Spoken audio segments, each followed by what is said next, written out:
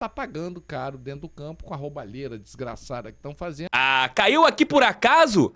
Você vai gostar desse corte, porque o canal Resenha com TF é feito com muito amor e carinho. Deixa o like, inscreva-se, porque todos os dias você encontra cortes e também entrevistas à íntegra. Veja aí, porque esse aqui ficou bem legal. Ô Yara, teu coração vascaíno, como que tá?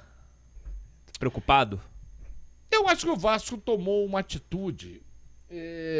A gente, depois de uma certa idade, vocês não se preocupa tanto assim mais, né? Eu acho que o Vasco pagou os tributos que tinha que pagar, de péssimas administrações. Esse choque que o Vasco tomou de 23 anos sem ganhar nada, ganhou uma Copa do Brasil e 2 cariocas, se eu não estou enganado. Acho que foi isso, Sim. né? Foram 2 cariocas. 2 carioca em cima da gente. Aí. 2 em cima do Botafogo e uma Copa do Brasil, se eu não estou enganado. Foi isso mesmo. É muito pouco para um time do tamanho do Vasco. Eu nunca consegui entender por que a SAF, um clube do tamanho do Vasco da Gama, com o mercado europeu que tem o Vasco, com os laços que ele tem com Portugal, eu nunca consegui entender por que o Vasco não criou o Vasco Futebol Clube e deixou o Clube de Regatas Vasco da Gama, com as dívidas que ele tinha, vai equacionando o clube, separa o futebol, traz um patrocínio e monta um time de acordo com o tamanho do Vasco, que é o que o Palmeiras fez.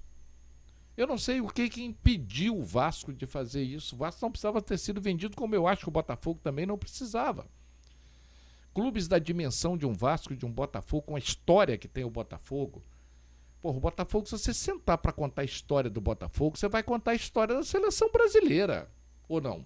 Claro. Então, 3 títulos mundiais. você não precisa vender esses clubes. Eles são gloriosos por natureza.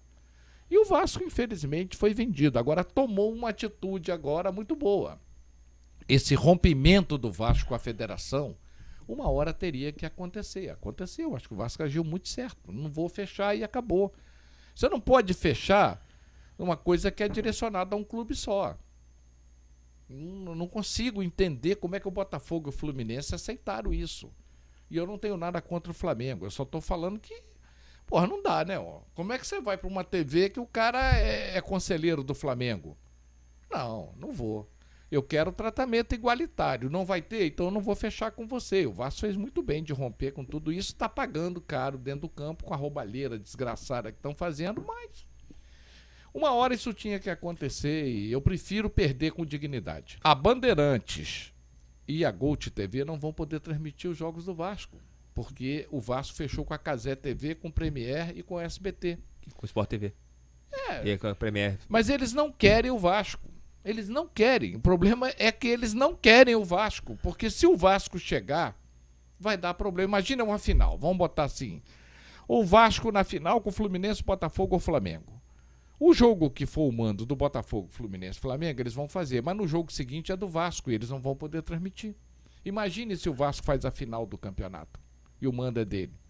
Você não vai transmitir a final do campeonato, você transmitiu o campeonato inteiro, não vai transmitir a final. Eles não querem o Vasco. Isso é público, eu não sei se você ouviu o depoimento do Rubem Lopes, ele fala isso explicitamente.